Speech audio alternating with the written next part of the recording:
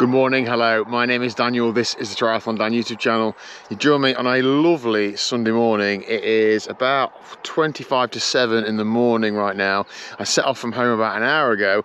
I'm going out for a ride today with Bike Fit Dan, and I'm trying to do another long ride in my build up to the Brutal Extreme Triathlon. It is 4 weeks yesterday. Hopefully I'll have done it, so 4 weeks yesterday. So I'm on the home stretch now. I haven't really had a big long build up into this, to be honest, but I have had like 3 weeks now of good training, so I just need another 3 weeks of good training and I'll be a very happy boy.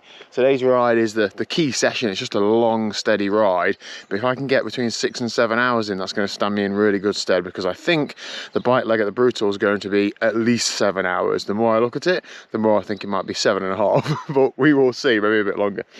We'll see. So I've actually rolled past Dan's house because Dan lives on the top of a big hill, lives in a castle. So when you get there, I'm like sweating like mad. So I've just descended to the side and now I'm waiting for him. So not the only cyclist out either. Morning, you all right? Yeah, out there getting it done. Good work. So the route with Dan is about 5 hours, we think. He's planned it. I've not really looked at it too much. He's got his bottom lip out because there's no cafe stop because we're training. But yeah, we'll see. Dan's just blasted past me and shouted, "I'll just roll past, you can catch up," because that's what I texted him yesterday. I said, like, if you're not ready, I'll just roll past and you'll have to catch up. Oh dear, I deserve it, don't I? Look at him. Right, that's it then, solo ride today.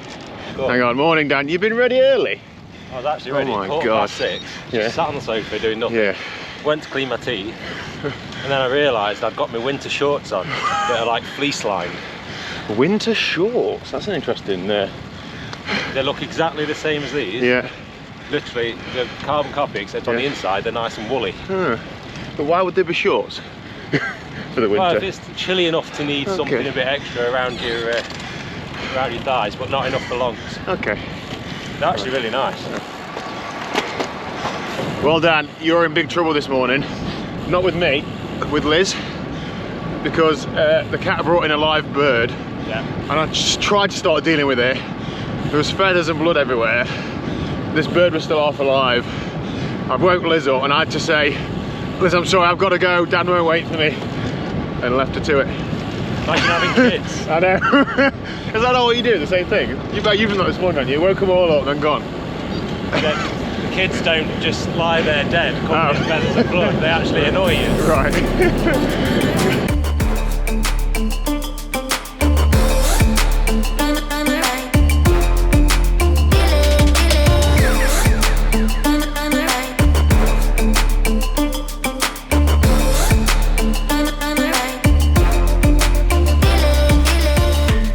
So where does today's route take us, Dan? You're the route planning extraordinaire.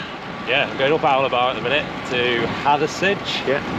And then we're going round Winnett's Pass, up Mam Tor, to the top of Winnett's, and then back down to Bakewell somehow. I can't remember how we get there, but we do.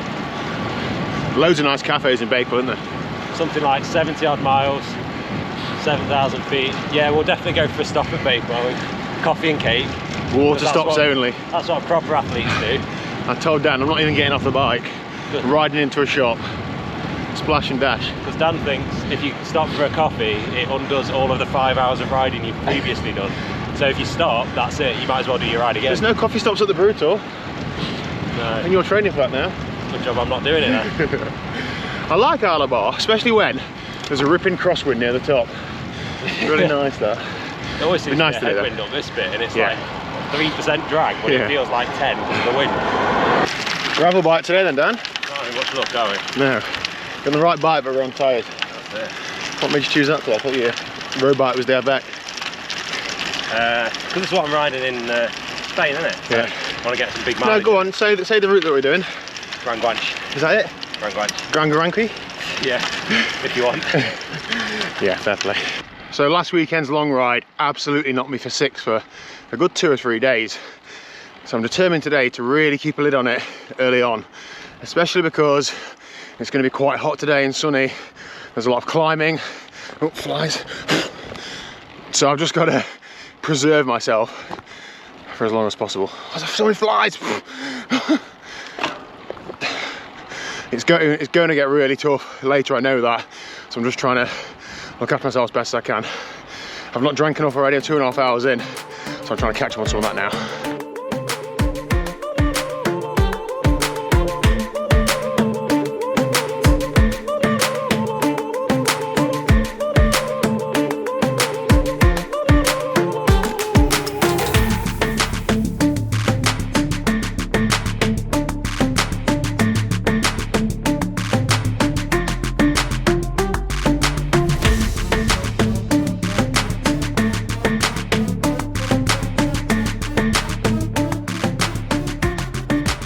Right, I've stopped for a wee and you've just had a drink as well, so that's basically a cafe stop then. Enjoy that. The thing you're missing off camera is that you've already been begging me to stop. Every single one we pass, you've been like, oh, should we pull in here? I need something, I can't carry on, I need to stop. But I've been, no, you said, if you cafe stop, the training ride is, you know, null and void. I haven't completely written it off. You've made your bed. Yeah. Not feeling the best, but we'll keep chugging on. So how far until Mam Tor? Oh, about 1 mile. Okay. It's just around this corner, basically. Yeah. Fantastic, can't wait. Right, I'll see you in about an hour then. Here we go then, Mam Tor, survival mode. My legs feel absolutely screwed. The last couple of weeks I've been training quite hard for me, and I think it's all just catching up with me a little bit, but that's what it's going to be like the next couple of weeks, I think. There goes Dan. He's gonna, I don't know, wait for me at the top for a picture, I hope. This climb starts off quite steep at the bottom. It was about 18%, a little bit back there. Ramps up again in a second, but then it does shallow out to about 10%, so I'm just gonna try and tap it out. Oh, the climb is beautiful, it's absolutely savage. Been in the sun all the way up. I'm nearly there, just over there, and that's the end. Oh, and the end of me. My goodness. I've not felt this bad in a long time. If I have a day like this on the brutal, I am in trouble. But I'm pretty sure this is just fatigue and tiredness. Oh, I'm gonna let Dan have his cafe stop because he needs it, not me. That's the top of Winners we're just going past now. Winners Pass isn't actually, it is a tough climb, but it's not crazy tough. It is quite steep, but the bigger challenge that I find is it's always really busy with cars, so when you're absolutely grinding in first gear, you've got a queue of cars behind you. It's quite stressful, whereas Mam Tor, the other side's a lot quieter, so you can suffer in peace.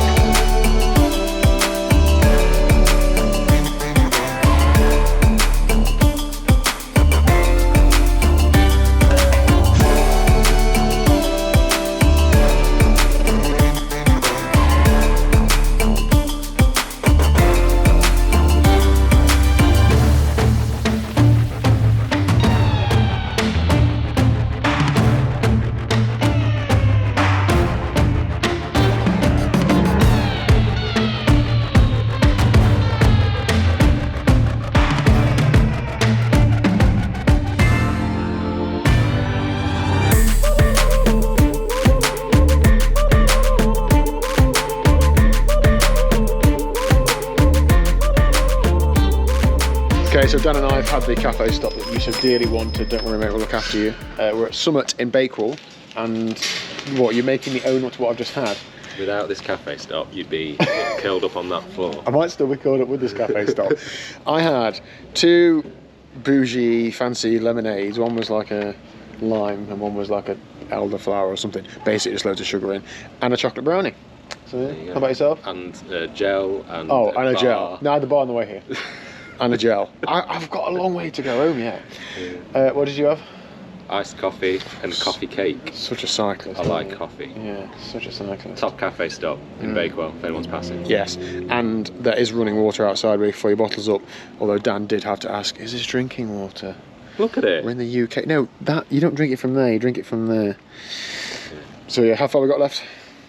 Just 20 miles, I think. Okay. Yeah. Is that mucky there because you got too much grease in your headset? It's mucky because I've not cleaned it in about 2 weeks, and I've ridden it every day for 2 weeks. You're showing off today as well, aren't you? You had somebody, a big fan of yours, bought you a gift. Didn't he? Yeah. Go on, show us your gear. Tunnicliffe bought me some socks because he wanted me to look like him, so he bought me the same ones that he wears. Your calves don't look the same though. No, they definitely don't today because I've not shaved. I haven't shaved for ages, it's bad. Yeah, so I haven't even got any, I've got those in black, I haven't got any white ones. Yeah, well, they're reserved for good riders. Is that why Lee had to buy them? Right. Okay, 20 miles to go to your house and then another 10 miles for me, so whatever, let's just tap this out. Okay, I'm 6 hours into this ride. Dan, thank you very much for carrying me around. I've been a bit of a lead weight today, I know, but thank you for your patience. I say, I've been in that position many a time in my cycling life and it's not fun. So. Yeah. I remember it when the shoe's on the other foot, I'll still take the opportunity and just drop you. Yeah, sure. Now, we've just come down via Jelly, Dan. And we've had quite an interesting interaction with a motorbike, haven't we? I don't get it. I don't get it either. I've not been running cameras on the bikes for some time now because I feel like it makes me hate cycling. Because every time I get home I have reports to do. But I'm going to put them back on now because it's just not worth the risk of not having them, and I wouldn't forgive myself if something happened to a friend and I've not done everything I can to reduce bad driving or whatever. And we were basically descending about 25 miles an hour, weren't we? And there was a lorry behind us for a handful of minutes. But via Jelly is quite twisty and turny, like we can't do anything about it. The lorry then passed when it was safe to do so, and there was a motorbike behind the lorry that obviously wasn't happy about it, pulled alongside me and beeped his horn, told me to F off, etc. And then went up next to you and I did the same. And we've spent the last 10 minutes talking about it and we just don't understand. It's just like, that moving itself, coming alongside someone and beeping your horn, I could have swerved and come off or anything. It's just unreal. We have close passes every ride, don't we? We both go out with other halves and feel like, you know, at risk on the road. So yeah. I'm definitely gonna get the cameras back on and try and take some positive action and, well, I don't know. Also, I mean, this could turn into a half an hour chat, couldn't it? Yeah. I don't think, we were just discussing the price of cameras. Yeah. Why should we have to pay hundreds of pounds just so we can catch some muppet who thinks it's fun to ride alongside a cyclist and intimidate them? Yeah. Why should we have to spend hundreds of pounds to deal with that? Like, exactly.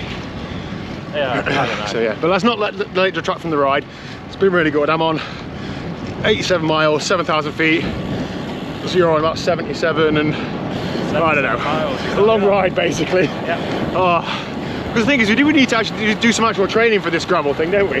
Like, it is going to be a big week on the bike. This is perfect. Right? Yeah, good stuff. All right, well, Dan, have a good afternoon. You got some family stuff on this afternoon, haven't you? Yeah, I've got the kids whilst the wife goes out. Oh, so. Nap on the sofa then. I wish. See you later. Okay, ride done and dusted, but we'll come back to those stats in a second. Liz, I often joke that you're naked, but you are actually now in your pants painting the hallway, aren't you? Just confirm to the viewers that's exactly what's happening. I'm in my pants, I've got socks on, a t-shirt on. We're lucky you've got a t-shirt on. Right, yesterday we painted upstairs, stairway, landing.